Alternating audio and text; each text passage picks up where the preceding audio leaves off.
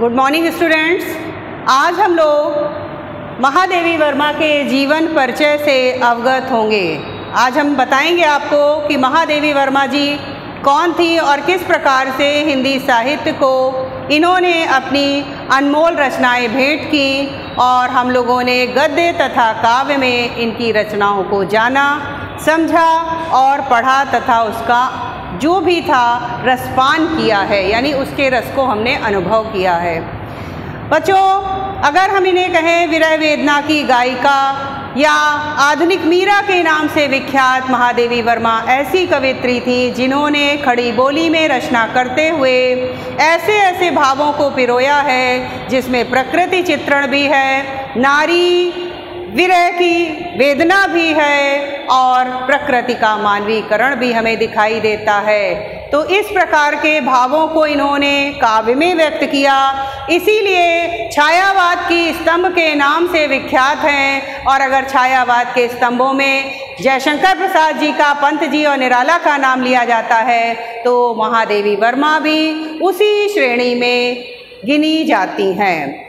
पद्म भूषण से सम्मानित और मंगला प्रसाद पुरस्कार से सम्मानित महादेवी वर्मा जी ऐसी कवित्री रहीं जिन्होंने अपने जीवन काल में उत्कृष्ट रचनाओं का सृजन किया और बाद में अपने साहित्य सृजन के साथ साथ इन्होंने संसद में भी अपना स्थान बनाया, यानी संसद की सम्मानित सदस्य के रूप में भी विख्यात हुई। और सन 1987 ईस्वी में ये हम लोगों के बीच से दूर हो गई, या कह सकते हैं हम लोगों के बीच से सदा सदा के लिए विदा हो गई। तो हम पहले आपको बताना चाहेंगे कि इनका जन्म सन 1907 ईस्वी में फर्रुखाबाद जिले में हुआ था। इनकी माता जी का नाम हेमरानी था और पिता इनके गोविंद सहाय वर्मा के नाम से विख्यात थे। इनकी सुपुत्री थी और कम आयु में ही वैधव्यपन को प्राप्त हुई, लेकिन इसके बाद भी इन्होंने अपना साहित्य का सृजन कभी भी नहीं छोड़ा। और इसी का फल है, परिणाम है कि हम लोगों ने महादेवी वर्मा जी के काव्य में हर प्रकार के स्वरूप को अनुभव किया। अगर कहीं हिमालय से, जैसे हिमालय नामक शीर्षक पे ही इन्होंने लिख दिया तो उसमें भी मानवीकरण कर दिया। वर्षा रूपी सुंदरी के बारे में लिख दिया तो उसमें भी मानवीकरण चित्रण कर दिया। तो ऐसे ही बहुत से कोमल भावों को पिरोते हुए महादेवी जी ने इन रचनाओं की रचना की जो हम आपको बताने जा रहे हैं। काव्य में बच्चों नीरजा, निहार, रश्मि, सांदगी, दीपशिखा, यामा जैसी प्रसिद्ध रचनाओं का लेखन किया और ये सभी रचनाएं विख्यात हुई। उसी तरह से अगर हम आगे बढ़ें, इनकी शैली की तरफ, भाषा की तरफ ध्यान दें तो पूर्णतः इन्होंने छायावाद की कवित्री रही हैं। तो छायावाद में खड़ी बोली का उदय हो चुका था, तो इनकी समस्त रचनाओं में खड़ी बोली में ही लिखा गया है और खड़ी बोली में तत्सम प्रधान शब्दावली का प्रयोग है। तत्सम प्रधान शब्दावली मीन्स यानी कठिन शब्दों का प्रयोग भी हमें दिखाई देता है।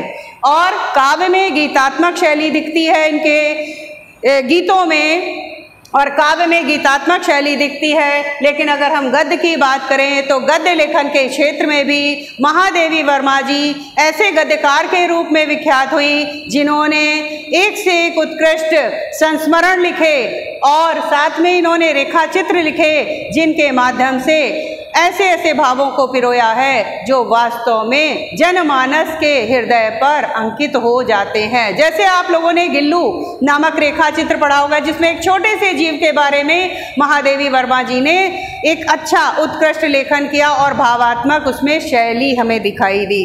उसी तरह से संस्मरण के रूप में हम अगर कहें तो इसमें आपको मिलेंगे रेखा चित्र में अतीत के चलचित्र हैं, पद के साथी जैसे संस्मरण की रचना की है। तो यानी रेखा चित्र और संस्मरण के रूप में गद्य के क्षेत्र में बहुत ज़्यादा प्रसिद्ध हुई हैं। इन्होंने चांद नामक पत्रिका जो थी उसका संपादन भी करती रहीं और ये चांद पत्रिका का संपादन काफ़ी वर्षों तक किया है इन्होंने। अब हम अगर इनके काव्य की ओर ध्यान दें तो काव्य में हमको प्रमुख रूप से ये 3 विशेषताएं दिखाई देती हैं। बच्चों, हम आपको जीवनी इस तरह से बता रहे हैं कि चाहे वो आप गद्य में लिखेंगे तो उसमें काव्य की विशेषताएं नहीं लेंगे, शैलियाँ देंगे, भाषा देंगे, और हम एक साथ में ही बता रहे हैं कि अगर आपको काव्य में लिखनी है तो आप शैली गद्य की ना देकर आप ये काव्यगत विशेषताएं देंगे, रस चंद अलंकार दे देंगे तो आपकी ये जीवनी पूर्ण मानी जाएगी। तो काव्य में अगर हम देखें तो हम कह सकते हैं कि इनके काव्य में हमको 3 प्रमुख विशेषताएं देखने को मिलती हैं। प्रकृति चित्रण, यानी प्रकृति का मनोरम सुंदर चित्रण हमको महादेवी जी के काव्य में दिखाई देता है। नारी चित्रण में नारी की विरह वेदना का वर्णन किया है, नारी के सौंदर्य का चित्रण किया है, तथा वेदना की प्रधानता में भी इन्होंने जो पीड़ा है, अंतर्मन की पीड़ा को दर्शाया है। ओके स्टूडेंट्स, क्लियर हो रहा है? तो इस तरह से हम कह सकते हैं कि इन्होंने काव्य के क्षेत्र में निरंतर आगे बढ़ती रही हैं। अगर हम रसचंद अलंकार की बात करें तो मीरा, ये जिस प्रकार से मीरा जो थी उन्होंने भी विरह को लिखा और श्रृंगार को लिखा, लेकिन आधुनिक मीरा के रूप में महादेवी जी ने चूंकि विरह काव्य लिखा है, इसलिए हम कह सकते हैं कि इनके काव्य में वियोग, श्रृंगार रस, शांत रस, इस प्रकार के रसों का परिपाक हुआ है।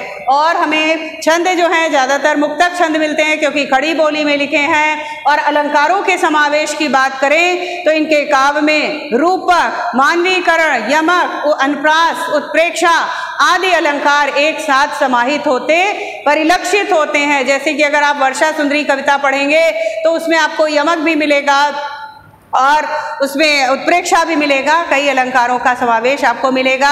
हिमालय वाली कविता में भी आपने मानवीकरण किया है कि जैसे हे चिर महान हिमालय, है ना, तो इस तरह से उसमें जो उन्होंने श्वेत भाल की बात कही है कि मस्तक पे पगड़ी वाली भी बात कही, तो इस तरह से इन्होंने मानवीकरण किया है। तो हम ये कहना चाहेंगे कि इनके काव्य में हमको मानवीकरण का भाव दिखता है, प्रकृति चित्रण दिखता है, वेदना की प्रधानता दिखती है, नारी सौंदर्य चित्रण दिखता है, ये सारे भाव काव्य में दिखते हैं। अगर शैली हम कहेंगे गद्य की बात तो वहाँ पे आप भाषा दे देंगे कि खड़ी बोली है तत्सम प्रधान, और शैली में गीतात्मक, भावात्मक, अलंकारिक शैली का समावेश हुआ है। तो अंततः हम अपनी वाणी को विराम देते हुए बस इतना ही कहना चाहेंगे कि मंगला प्रसाद और पद्म भूषण से सम्मानित और छायावाद की स्तंभ के रूप में महादेवी वर्मा हमेशा हिंदी साहित्य जगत में स्मरणीय रहेंगी, चिरकाल तक स्मरणीय रहेंगी। Okay students, thank you.